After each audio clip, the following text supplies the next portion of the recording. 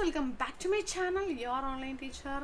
മക്കളെ, നിങ്ങൾ ആരെങ്കിലും നമ്മുടെ ബാച്ചിലേക്ക് ലാസ്റ്റ് നിമിഷം ജോയിൻ ചെയ്യാനിരിക്കുന്നുണ്ടെങ്കിൽ വേഗം ജോയിൻ ചെയ്തോളാം. ഇനി ജോയിൻ ചെയ്താൽ ഗുണമുണ്ടോ എന്ന് ചോദിച്ചാൽ ഹാർഡ് വർക്ക് ചെയ്യാൻ തയ്യാറായിട്ടുള്ള ഓരോരുത്തർക്കും ഗുണമുണ്ട്. കാരണം ക്ലാസ്സുകളെല്ലാം കൺസെപ്റ്റ് വൈസ് അടിപൊളിയായിട്ട് നിങ്ങൾക്ക് അവിടെ കിട്ടുന്നുണ്ട്.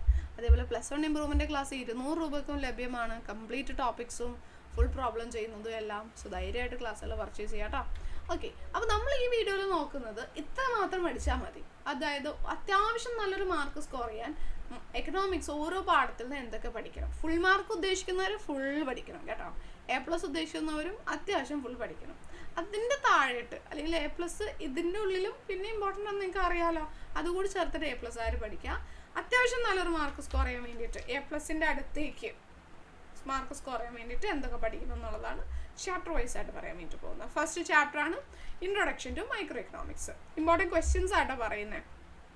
അപ്പോൾ അതിൽ നിന്ന് ഫസ്റ്റ് ചോദിക്കാവുന്നത്, നമുക്ക് ആ ചാപ്റ്ററിൻ്റെ ഫസ്റ്റിൽ കുറേ ഓതർ 4 ടൈപ്പ് ഡെഫിനേഷൻ, അതിൻ്റെ ഓതർ, അവരുടെ ബുക്ക്, അതിൻ്റെ ഇയർ ഉണ്ടല്ലോ, അത് 4 മാർക്കിലേക്ക് വരാൻ സാധ്യതയുള്ളൊരു ചോദ്യമാണ്. അത് പഠിക്കണം. Then central problems of N economy, ഇതൊരു 4 മാർക്കിന് വരാകുന്ന ഒരു ക്വസ്റ്റ്യൻ ആണ്. ഓക്കെ, സമ്പദ് വ്യവസ്ഥ അഭിമുഖീകരിക്കുന്ന പ്രശ്നങ്ങൾ എന്തൊക്കെയാണെന്നുള്ളത് അത് പഠിക്കണം കേട്ടോ. പിന്നെ മാർക്കറ്റ് എക്കോണമി, സോഷ്യൽ എക്കോണമി, ഇതിൻ്റെയൊക്കെ ഫീച്ചേഴ്സ് ജസ്റ്റ് ഒന്ന് നോക്കി വെച്ചേക്കാം. പോസിറ്റീവ് ആൻഡ് നോർമേറ്റീവ് എക്കണോമിക്സ് ഉണ്ടല്ലോ, ഇത് രണ്ടും തമ്മിലുള്ള ഡിഫറൻസ് ഒരു 2 മാർക്സിലേക്ക് പഠിക്കാം. മൈക്രോ എക്കണോമിക്സും മാക്രോ എക്കണോമിക്സും തമ്മിലുള്ള ഡിഫറൻസും പഠിക്കാം. ഓക്കെ, അത്രയും ആ ചാപ്റ്ററിൽ നിന്ന് ശരിക്കും പഠിച്ചാൽ മതി. Then chapter 2 theory of consumer behaviour. എന്താണ് കാർഡിനൽ അപ്രോച്ച്, ഓർഡിനൽ അപ്രോച്ച് എന്നുള്ളത് ജസ്റ്റ് ഒന്ന് പഠിച്ചു വെച്ചേക്കാം. ആരാണ് കൊണ്ടുവന്നത്, ഓരോരുത്തരും എന്ത് പറഞ്ഞു എന്നുള്ളത് പഠിച്ചു വെച്ചേക്കാം. പിന്നെ ഇൻഡിഫറൻസ് കർവ് പഠിക്കണം, അതിൻ്റെ ഫീച്ചേഴ്സ് പഠിക്കണം. 3 മാർക്കിന് ചോദിക്കും. ദെൻ ബഡ്ജറ്റ് ലൈൻ വരയ്ക്കാനും വെർട്ടിക്കൽ ഇൻ്റർസെപ്റ്റും ഹൊറിസോണ്ടൽ ഇൻ്റർസെപ്റ്റും സ്ലോപ്പും കാണാൻ വേണ്ടിയിട്ട് 4 അല്ലെങ്കിൽ 5 മാർക്കിന് ചോദിക്കാവുന്ന ഒരു ചോദ്യമാണ്. കൺസ്യൂമേഴ്സ് ഇക്വിലിബ്രിയം 5 മാർക്കിന് ചോദിക്കാവുന്ന ചോദ്യമാണ്. ഡയഗ്രാം വരയ്ക്കണം, അതിൻ്റെ എക്സ്പ്ലനേഷനും പഠിക്കണം. ദെൻ ഡിമാൻഡിനെ അഫക്റ്റ് ചെയ്യുന്ന ഫാക്ടേഴ്സ് സെപ്പറേറ്റ് ആയിട്ട് 5 മാർക്കിന് ചോദിക്കാവുന്ന തിയറി ക്വസ്റ്റ്യൻ ആണ്. ഡിമാൻഡിൻ്റെ ചെറിയൊരു ഇക്വേഷൻ തന്നിട്ട് അതിൽ നിന്ന് ഡിമാൻഡ് കർവ് വരയ്ക്കാൻ വേണ്ടിയിട്ട് ചോദിക്കും. ഓക്കെ, ദെൻ പിന്നെ നമ്മൾ പഠിക്കേണ്ടത് ഇനി 1-2 കാര്യങ്ങൾ കൂടി ഉണ്ട്, ഇതിലില്ല. പിന്നെ നമ്മൾ അതിൽ നിന്ന് ഡിമാൻഡിൻ്റെ ഇതിൽ നിന്ന് പഠിക്കേണ്ടത് ചേഞ്ചസ് പഠിക്കണം, ഡിമാൻഡിൽ മാറ്റങ്ങൾ വരുന്നത് പഠിക്കണം. പിന്നെ price elasticity of demand, price ഇലാസ്റ്റിസിറ്റിയുടെ 5 ഡിഗ്രി അതിനെ അഫക്റ്റ് ചെയ്യുന്ന ഫാക്ടേഴ്സ്, ഇത്രയും കാര്യങ്ങൾ പഠിക്കണം കേട്ടോ. ദെൻ പിന്നെ chapter 3 production and cost. Short run production ഫംഗ്ഷനും ലോങ് റൺ ഹ്രസ്വകാല പ്രൊഡക്ഷൻ ഫംഗ്ഷൻ, ഉൽപാദക ഏകതം, ദീർഘകാല ഉൽപാദക ഏകതം, ഇത് രണ്ടും തമ്മിലുള്ള ഡിഫറൻസ് പഠിക്കണം.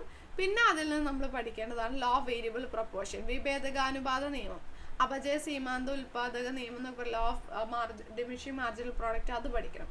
റിട്ടേൺ ടു സ്കെയിലും റിട്ടേൺ ടു ഫാക്ടറും പഠിക്കണം കേട്ടോ. 1-ാം ഘട്ടം 2-ാം ഘട്ടം എന്നൊക്കെ പറഞ്ഞുകൊണ്ടുണ്ടല്ലോ, ആ റിട്ടേൺസ് പഠിക്കണം. പിന്നെ അതിൽ നിന്ന് നിങ്ങൾ പഠിക്കേണ്ടത് ഈ ഒരു ഇതുണ്ടല്ലോ, TP AP MP ആ ഒരു ഗ്രാഫ്, അത് പഠിക്കണം. ഇത് തമ്മിലുള്ള റിലേഷൻഷിപ്സ് ഉണ്ട് നമ്മുടെ ടെക്സ്റ്റിൽ. MP APയും TP MP നമ്മളൊക്കെ ഉള്ള ബന്ധങ്ങളുണ്ട്, അത് നന്നായിട്ട് പഠിക്കണം കേട്ടോ. പിന്നെ ലോങ് റൺ കഴിഞ്ഞിട്ട് പിന്നെ നമുക്ക് പഠിക്കുന്നത് കോസ്റ്റുകളാണ്. കോസ്റ്റുകൾ TC TFC TVC SAC SMC AVC AC AFC ഇത്രയും കാണാൻ വേണ്ടിയിട്ട് മേ ബി 8 മാർക്കിൻ്റെ ഒരു പ്രോബ്ലം ക്വസ്റ്റ്യൻ വരും. സോ അതിൻ്റെ എല്ലാ ഇക്വേഷൻസും പഠിക്കും. ഇതിൻ്റെ ആൻസർ വേണം മിസ് എന്ന് പറയുന്നവരോട് ചാനൽ സബ്സ്ക്രൈബ് ചെയ്യും പിള്ളേരെ, ആൻസർ വരും കേട്ടോ. ഓക്കെ, അപ്പോൾ അത് പഠിക്കണം. അതാണ് അതിലെ ഏറ്റവും ഇതാണ് ആ ഇക്വേഷൻസ്, അതെല്ലാം വളരെ പ്രധാനപ്പെട്ടതാണ്, അത് പഠിക്കുക. 8 മാർക്കിന് ചോദിക്കാറുണ്ട് കേട്ടോ. ഓക്കെ, പിന്നെ ചാപ്റ്റർ 4 കുറച്ച് കാര്യങ്ങളുള്ളൂ. തിയറി ഓഫ് പെർഫെക്റ്റ് കോമ്പറ്റീഷൻ്റെ ഫീച്ചേഴ്സ് ഉണ്ട്, ഒരു 5-6 ഫീച്ചേഴ്സ് പഠിച്ചു വെച്ചേക്കാം. പിന്നെ ഷോർട്ട് റൺ പ്രോഫിറ്റ് മാക്സിമൈസേഷന് കണ്ടീഷനും അതിൻ്റെ ഗ്രാഫ് കൂടി വരുന്നതുണ്ട്, അത് പഠിക്കണം കേട്ടോ.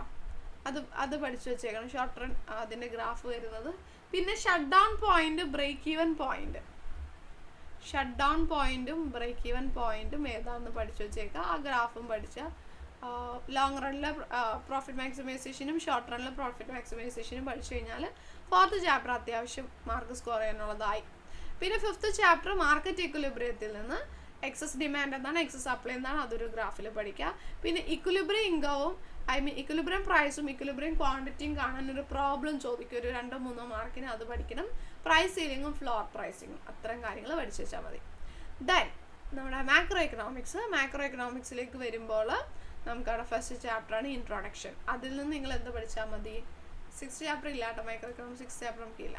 മാക്രോ എക്കണോമിക്സിൽ ആദ്യത്തെ ചാപ്റ്ററിൽ നിന്ന് മാക്രോ എക്കണോമിക്സ് എങ്ങനെയാണ് ഉണ്ടായത്, ഗ്രേറ്റ് ഡിപ്രഷൻ എന്താണ് സംഭവിച്ചതെന്നുള്ള ഈ ഗ്രാഫിക്കൽ സ്റ്റാറ്റിസ്റ്റിക്കൽ കണക്കുകൾ ഉണ്ടല്ലോ, 325% കൂടി 33% കുറഞ്ഞു, അതൊക്കെ പഠിക്കണം കേട്ടോ. പിന്നെ രണ്ടാമത്തെ പാഠത്തിലാണ് നമ്മുടെ 8 മാർക്കിൻ്റെ ചോദ്യങ്ങൾ വരുന്നത്. ഫൈനൽ ഗുഡ്, ഇന്റർമീഡിയറ്റ് ഗുഡ് എന്താണെന്നൊക്കെ 2 മാർക്കിനേക്ക് പഠിച്ചേക്കാം. പിന്നെ നിങ്ങളിവിടെ പഠിക്കുന്നത് സ്റ്റോക്കും ഫ്ലോയും തമ്മിലുള്ള ഡിഫറൻസ് പഠിക്കണം, ഇതിലെല്ലാ ഇക്വേഷൻസും പഠിക്കണം കേട്ടോ. പിന്നെ 8 മാർക്കിൻ്റെ product method, income method, expenditure method പഠിക്കണം. GDP ഡിഫ്ലേറ്ററിൻ്റെ കാൽക്കുലേഷൻ പഠിക്കണം. Personal income, personal disposal income പഠിക്കണം. പിന്നെ GDP ഒരു വെൽഫെയർ മെഷറായിട്ട് നമുക്ക് പറയാൻ പറ്റാത്തതിന് കാരണങ്ങൾ ലാസ്റ്റ് ഒരു 3 പോയിന്റ് വരുന്നുണ്ട്, അത് പഠിക്കണം കേട്ടോ. ഇമ്പോർട്ടൻറ്റ് ക്വസ്റ്റ്യൻസ് ആണ് പറയുന്നത്. ഇത് മൊത്തം ഉണ്ടല്ലോ എന്ന് വെച്ചാൽ മൊത്തം ഇല്ല, മൊത്തം ഞാൻ ഇൻക്ലൂഡ് ചെയ്തിട്ടില്ല, ഏറ്റവും ഇമ്പോർട്ടൻറ്റ് ക്വസ്റ്റ്യൻസാണ് പറയുന്നത്. പക്ഷേ ഒത്തിരി ചാപ്റ്റേഴ്സ് ഉള്ളതുകൊണ്ട് നിങ്ങൾക്ക് മൊത്തം ഉള്ള പോലെ തോന്നുന്നത് കേട്ടോ. ഓക്കെ, പിന്നെ നമ്മുടെ അടുത്ത പാഠമാണ്, ഏതാണ് അടുത്ത പാഠം? സർക്കുലർ ഫ്ലോ ഓഫ് ഇൻകം പഠിക്കാനായിട്ട് പിള്ളേരെ മറന്നു, ഇത് വരയ്ക്കാനും കൂടി പഠിച്ചേക്കണം, ഇത് മറന്നു. ദെൻ മണി ആൻഡ് ബാങ്ക് എന്ന് മണിയുടെ ഫങ്ഷൻസ്, പിന്നെ ഈ ലിക്വിഡിറ്റി പ്രിഫറൻസ് ഉണ്ടല്ലോ, ട്രാൻസാക്ഷൻ മോട്ടീവ്, അതുപോലെ തന്നെ പ്രിക്വേഷണറി മോട്ടീവ്, സ്പെക്കുലേറ്റീവ് മോട്ടീവ്, ആ 3 മോട്ടീവ്, കൊമേഴ്ഷ്യൽ ബാങ്കിൻ്റെ ഫങ്ഷൻസ്, റിസർവ് ബാങ്കിൻ്റെ സെൻട്രൽ ബാങ്കിൻ്റെ ഫങ്ഷൻസ്, സെൻട്രൽ ബാങ്കിൻ്റെ മോണിറ്ററി ടൂൾസ്, അത് ക്വാണ്ടിറ്റേറ്റീവ് ഉണ്ട് ക്വാളിറ്റേറ്റീവ് ഉണ്ട്, അത് വളരെ പ്രധാനപ്പെട്ടതാണ്, 8 മാർക്കിന് ചോദിക്കും. ലിക്വിഡിറ്റി ട്രാപ്പ് എന്താണെന്ന് ഒരു 2 മാർക്കിനും ചോദിക്കാൻ ചാൻസ് ഉണ്ട്. പിന്നെ M1, M2, M3, M4 ഇതിൻ്റെ എല്ലാം 4ൻ്റെയും ഇക്വേഷൻസ് പഠിക്കണം. ഓക്കെ, അതാണ് അതിൽ ഏറ്റവും ഇമ്പോർട്ടൻറ്റ്. ദെൻ ചാപ്റ്റർ 4ലേക്ക് നമ്മൾ വരാണെന്നുണ്ടെങ്കിൽ ഇൻകം ഡിറ്റർമിനേഷൻ ആണ്. ഇൻകം ഡിറ്റർമിനേഷൻ, വരുമാനം നിർണ്ണയിക്കലിൽ നമ്മൾ പഠിക്കേണ്ടത് 2 സെക്ടർ മോഡലിലെ aggregated demand equation C bar plus I bar plus CY ആണ്. പിന്നെ ഇക്വിലിബ്രിയം ഇൻകം കാണാനുള്ള ഇക്വേഷൻ എന്താണ്? C bar plus I bar divided by 1 minus C, equilibrium income കാണാൻ. പിന്നെ അത് ഗ്രാഫിക്കലി വരയ്ക്കാൻ പറയും, ഇങ്ങനെ അഗ്രിഗേറ്റഡ് ഡിമാൻഡും അഗ്രിഗേറ്റ് സപ്ലൈയും അഗ്രിഗേറ്റഡ് ഡിമാൻഡും കൂടി കൂട്ടിമുട്ടി ഇക്വിലിബ്രിയം വരുന്ന ആ ഒരു ഗ്രാഫ് വരയ്ക്കാൻ പറയും. അത് പിന്നെ ഓട്ടോണോമസ് കൺസംഷൻ്റെ ഇക്വേഷൻ, അഗ്രിഗേറ്റഡ് ഡിമാൻഡ് കർവ് വരയ്ക്കാൻ ചിലപ്പോൾ ചോദിച്ചേക്കാം. പാരഡോക്സ് ഓഫ് ത്രിഫ്റ്റ് എന്താണെന്ന് 2 മാർക്കിനൊരു തിയറി. പിന്നെ ചാപ്റ്റർ 5 ഗവൺമെൻറ്റിൻ്റെ ചോദിക്കാൻ ഏറ്റവും കൂടുതൽ ചോദിക്കുന്നത് ഗവൺമെൻറ് 3 ഫങ്ഷൻസ് എന്താണെന്ന് ചോദിക്കാറുണ്ട്.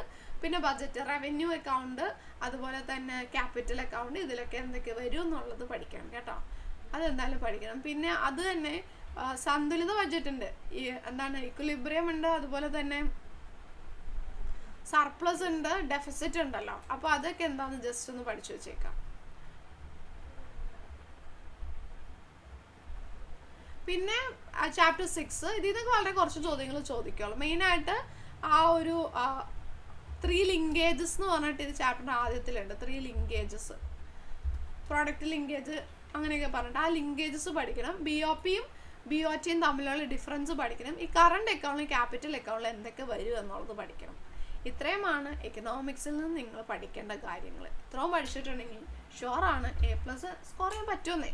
A+ സ്കോർ ചെയ്യാനുള്ള ടോപ്പിക്സ് ഉണ്ട്, എന്തായാലും പറ്റും കേട്ടോ. Okay, thank you.